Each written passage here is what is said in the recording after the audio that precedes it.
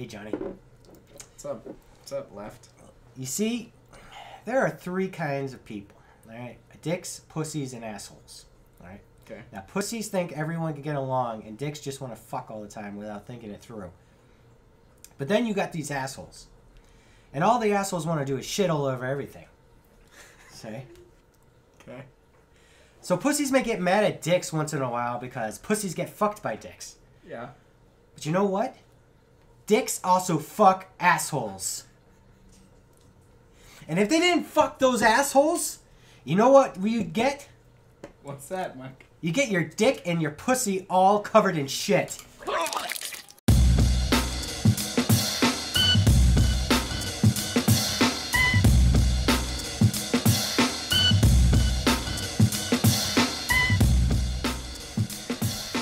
Thanks for that recreation of a Team America speech.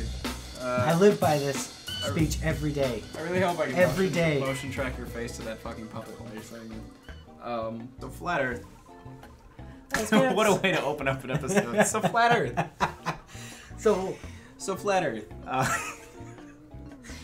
So you were... Say it ain't so, Joe. Say it ain't so. So we were talking about, yes, Joe Rogan is a corporate globalist shill. And for all you people under 70, that's a reference to the 1908 Black Sox, White Sox. Oh. Black Sox? Is there a baseball team called the Black Sox? Well, they call them the Black Sox because they were caught gambling the World Series. They threw the World Series in 1917 or something like that. Wait, are you... Really? Yeah, it's a real thing. So the White Sox were through the World Series They threw the World Series. 1917. I believe it was 1917. Was it so the entire team was gambling, that put money on the other team? Well, here's the thing. 8 of them were found guilty, including the one starting pitcher and 7 positional players. Wow. And there was one guy. I forget his last name, but his name was Joe. It's just it's so Played by John Cusack. Oh, there was a movie about that? Yeah. Alright. Charlie Sheen was in it. Wait, are you talking about Major League? No. Oh. I'm not talking about Major League. Charlie Sheen played Happy Day. That's the name of a player, right? That's the name of a guy. Okay. That real name. Sounds like a song to me. It's crazy what kind of names they had back in the day, but his name was Happy Day. Happy Day. I mean, Happy's a pretty good name. Yeah, his last name happened to be Day. So I mean, it's you know. Anyways, and then what's his name? Michael Stratharian was the pitcher. okay. If I could find the baseball cards that are coming up. No, I'm sorry. It was John Cusack wasn't Joe. It was actually because of Shoeless Joe Jackson. Oh, okay. I know that name. Played by D.B. Sweeney. D.B. Sweeney. Yeah. Wait, who's D.B. Sweeney? Did you ever see that? I know that name. Did you ever see that amazing movie called The Cutting Edge? Is that about a knife salesman? No, it's about an ex-hockey player who becomes a figure knife skater. Salesman? Oh.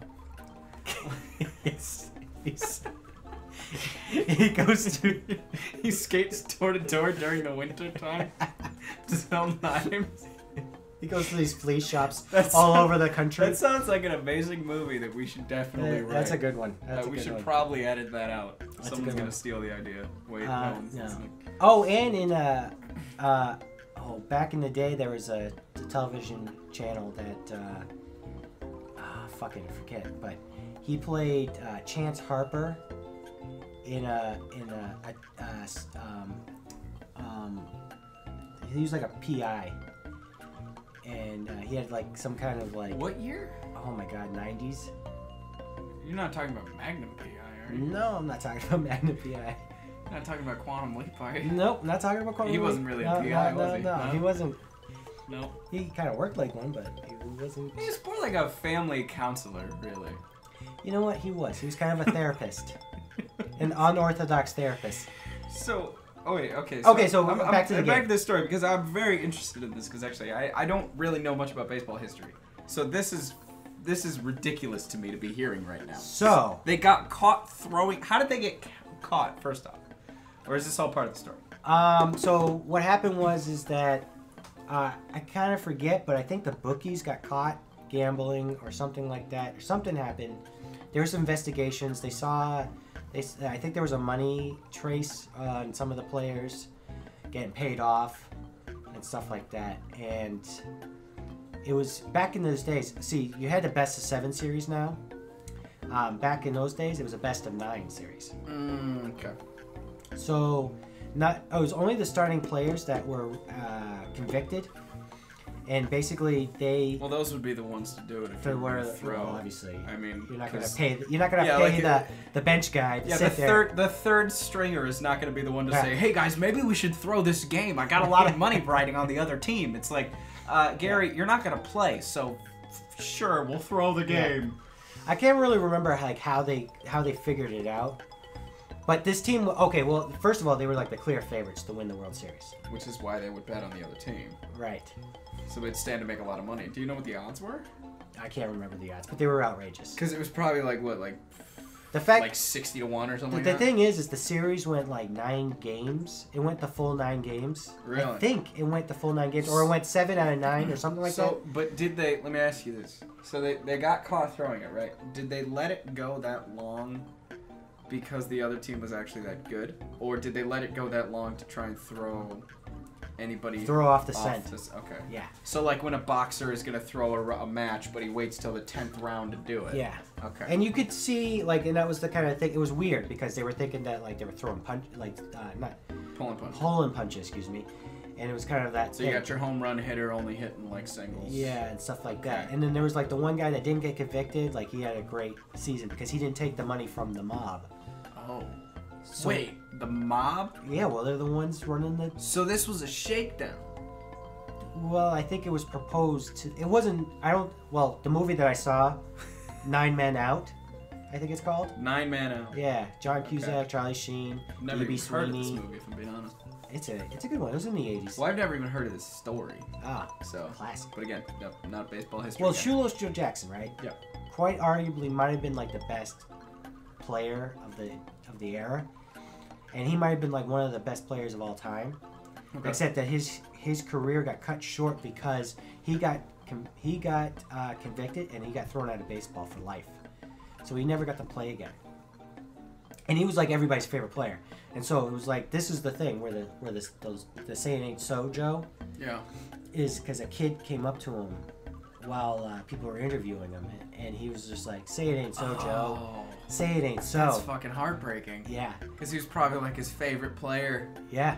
Had his card. Well, that was the thing too. Is like back in those days, you could walk right up to a baseball player and be like, "Hey man, can I get your autograph?" Because they walked up and down the streets and stuff like that. They walked to the ballpark. Well, that was the thing back in the day. It was different because I mean, like, you know, like back in those days, that was back before you know, Hollywood was a big thing, right? So you had like, I mean, it was before walkies. So yeah, walkies, talkies. I see what you did there. I appreciate it. But like baseball, or baseball players, you know, athletes were the rock stars. Right. They were the shit, yeah. But they were so normal because they just didn't have that big of an ego. Well, most of them didn't have. Most of them didn't have. You always have your Kobe's. Well, you had your Babe Ruth. Fucking Babe Ruth. First off, fuck Babe Ruth. All right, that fat fuck. Okay. He no, not him. But yeah, you know, back in those days, your sports heroes were the rock stars, and then you had like, you know, occasionally some radio personalities, but like, yeah, the famous people were much more grounded because they also weren't like well, they were famous because they did something. Well, but that was also the thing. Is like did something significant. They felt like they earned it. Yeah. You know, and like war heroes and like presidents because were they famous. had earned it. Yeah. They were much more. They were a lot more humble. But they also didn't get paid godly amounts of money. The distribution of wealth in that particular era was a lot different. Yeah. Everyone was basically middle class. Yeah. Except you're rich people. Yeah. I mean, there was like the middle class and the lower classes back in those days were much different. Yeah, and I think a lot of guys had to get part-time jobs, or they definitely had to work off seasons. That's right. That's right. A lot of those players did work off season, didn't they? Yeah. Which honestly is a good way to do things because, like, especially think about this. Like, you're a boxer, right? Mm-hmm. If you have like a warehouse job, you know, you're constantly working your back 8 hours a day, and since the back is where a lot of the power comes from your punches, it would be great if you had a part-time job as a stocker or a warehouse. Well, that's or why the like gym wasn't a big longshoreman. deal back in the day. You Yeah. didn't have to go to the gym. No, because you freaking did shit. Everything was physical labor back then. There wasn't all this, code monkey stuff. Yeah, you weren't worried about It wasn't what carb intake. Yeah, it wasn't what we do on a daily basis. Like, I wouldn't have to go to the gym.